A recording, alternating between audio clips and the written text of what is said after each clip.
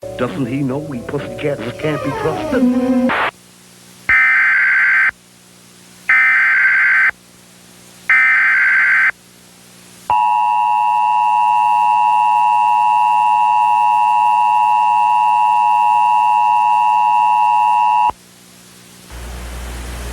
The National Weather Service in Hanford, California has issued a severe thunderstorm warning for King County in Central California, West Central Tulare County in Central California.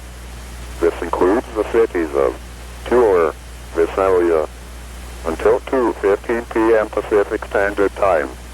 At 1:36 p.m. Pacific Standard Time, radar showed a severe thunderstorm 17 miles west of Corcoran, or about 25 miles southwest of Hanford, moving east at 20 miles per hour. The severe thunderstorm will be 7 miles northwest of Corcoran at 2:10 p.m. Pacific Standard Time. Other locations in the warning include Farmersville and Exeter. Severe thunderstorms can produce tornadoes with little or no advance warning.